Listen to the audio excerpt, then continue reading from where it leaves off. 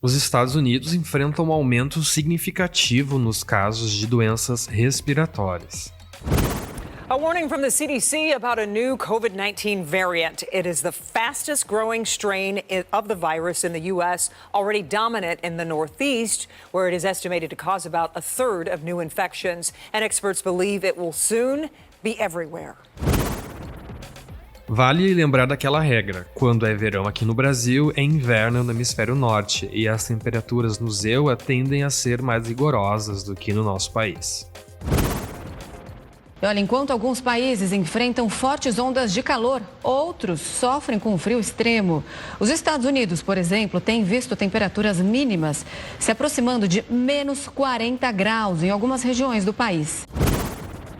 Conforme o Centro de Controle e Prevenção de Doenças dos Estados Unidos, a subvariante JN1 tem sido em grande parte a responsável pela subida de casos e internações por SARS-CoV-2. O Direto ao Ponto, desta vez, procura entender 3 pontos centrais: o que explica a elevação das complicações do sistema respiratório dos Estados Unidos, se essa intensificação das doenças pode ser um indicativo de como será o cenário dessas enfermidades no Brasil para 2024 e como está o quadro de Covid-19 aqui no Rio Grande do Sul. O entrevistado é um médico infectologista do Hospital de Clínicas de Porto Alegre, Eduardo Springs. Eu sou o Lucas Eliel e sejam bem-vindos a mais um episódio.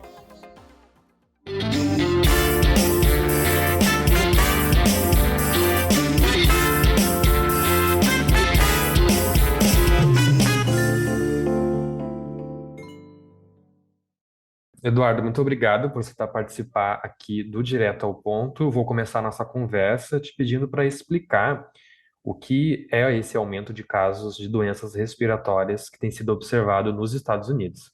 Acho que é a conjunção, basicamente, de 2 fenômenos. Um que a gente já conhece há bastante tempo, que é quando chega o inverno no hemisfério norte, a gente tem, historicamente, um aumento no número de casos de gripe, né? Então, a gripe causada pelo vírus influenza, que tem vacina, né?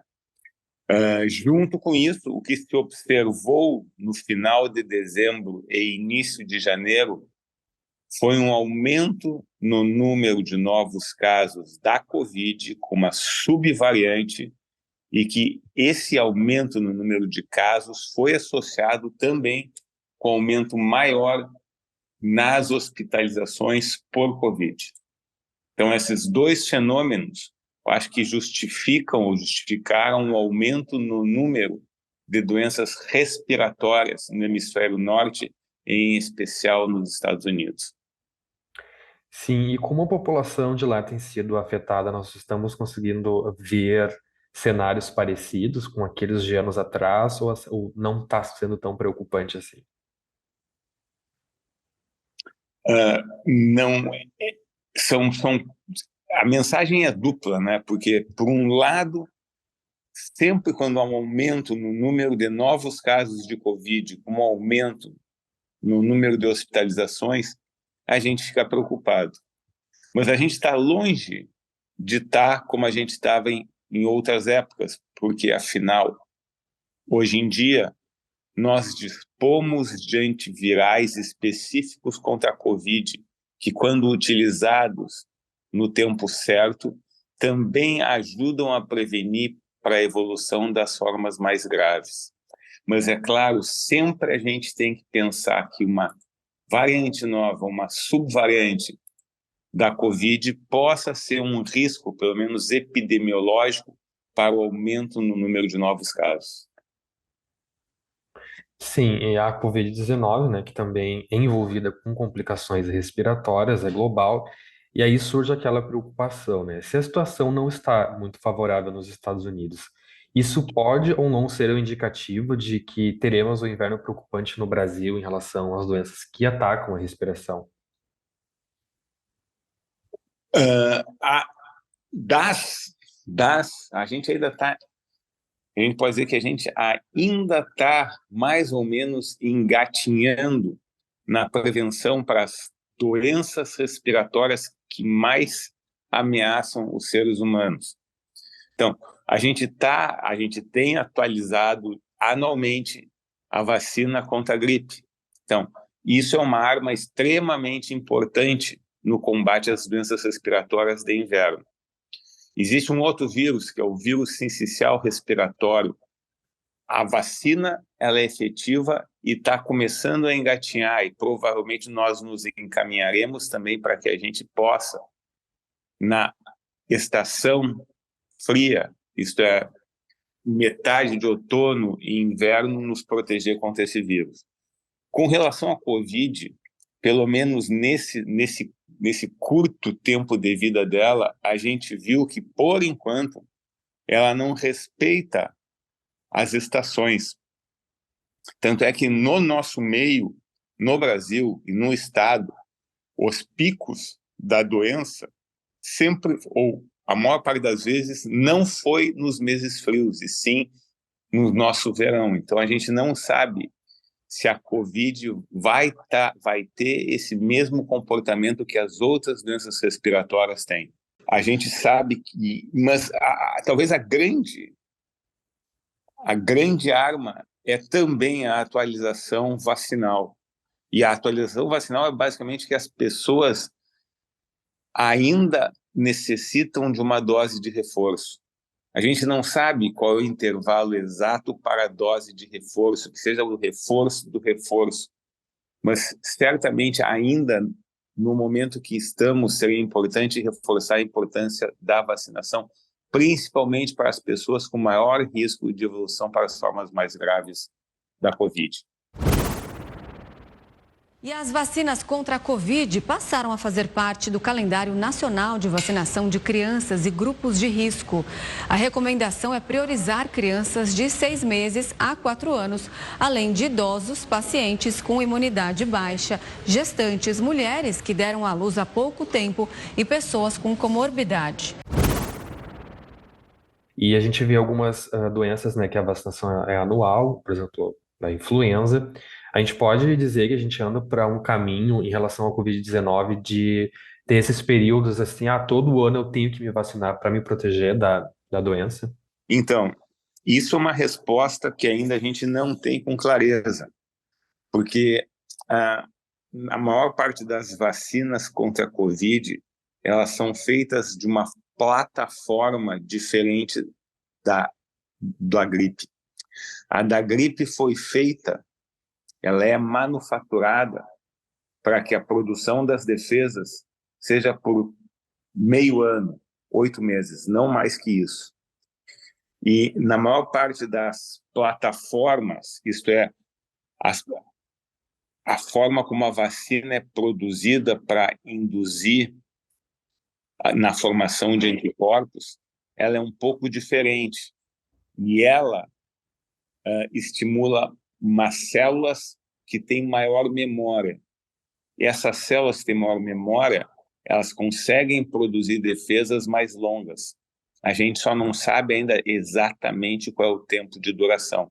Então, a gente não tem ainda definido isso, mas a gente sabe que, pelo menos por enquanto, com o surgimento, o desenvolvimento, o aparecimento de variantes e subvariantes da Covid, a gente sabe que as vacinas que atualmente dispomos ajudam a proteger contra as formas mais graves, mas elas necessitariam, entre aspas, de uma atualização dependendo da subvariante para estimular ainda mais as defesas do nosso organismo. Sim, a vacinação sempre importantíssima. E falando sobre o Covid-19, Eduardo, como está o cenário da doença aqui no Rio Grande do Sul?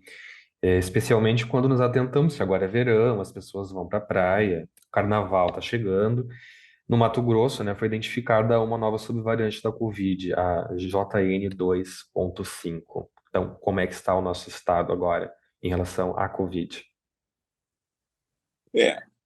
Vê só, né, que nos Estados Unidos o aumento de números de casos da Covid basicamente foi pela JN1. Então, assim, e todas essas subvariantes, elas são filhas da Omicron, né? Agora são netas ou bisnetas, tataranetas.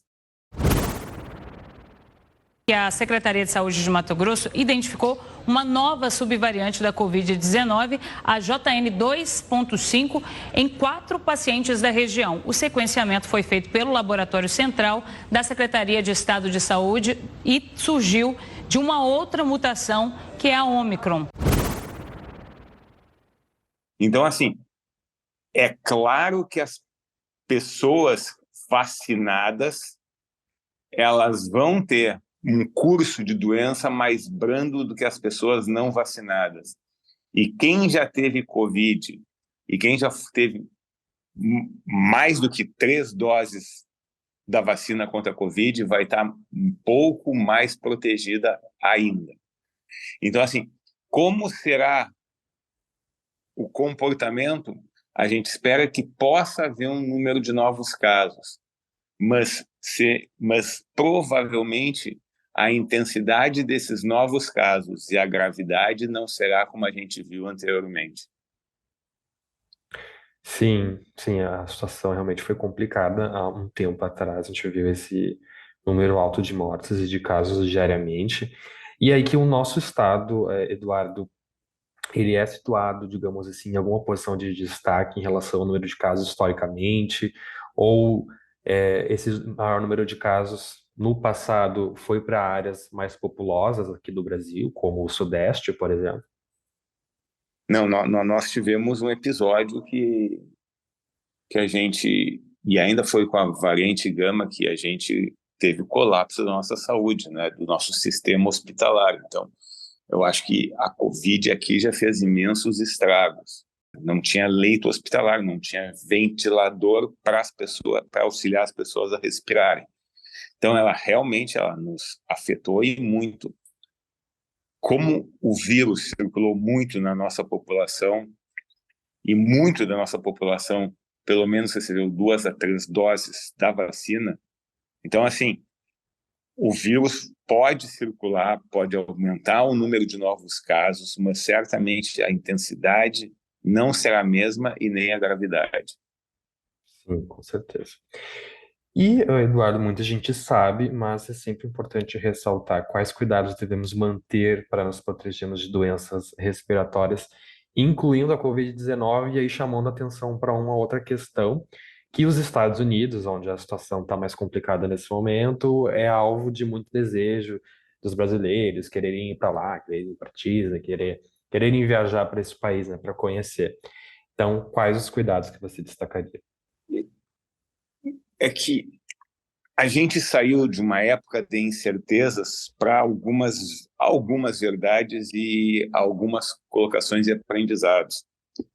A gente, nesse momento atual, mesmo aqui, a gente dispõe de armas no combate à Covid. A gente dispõe de vacina. E a gente dispõe, mesmo no SUS, pelo menos um medicamento específico que ajuda a proteger, quando usado na sua forma correta, ajuda a proteger contra as formas mais graves da Covid. Então, assim, a gente saiu daquela incerteza de que deveria usar máscara, deveria álcool em gel em tudo que é situação, para a gente saber agora que quem deve se proteger realmente são as pessoas que têm algum grau de comprometimento no sistema de defesas. Sim, importante esse dado, porque as pessoas ficam muito receosas por vezes, né? É importante se cuidar, mas também acho que tem pessoas que ficam ainda bastante nervosas, né, com relação à doença. Isso. Então a gente não é mais para ter aquele comportamentos que nesse momento talvez para grande parte da população seria exagerado. Sim. Que é uso de máscara, álcool em gel, todas aquelas coisas. É claro que são medidas importantes, mas para circunstâncias específicas. A única coisa que certamente a gente tem que entender é que quando as vacinas funcionam e quando as vacinas são efetivas, e quando a população se vacina, a gente não escuta falar na gravidade da doença. Se a gente não escuta falar na gravidade da doença é porque as vacinas funcionam e são efetivas. Então, que a gente continue estimulando as pessoas a se vacinarem. Com certeza. Eduardo, muito obrigado e por dispor do teu tempo para falar com a gente e nos guiar sobre esse assunto tão importante. Imagino. Que é isso. Bom trabalho para vocês.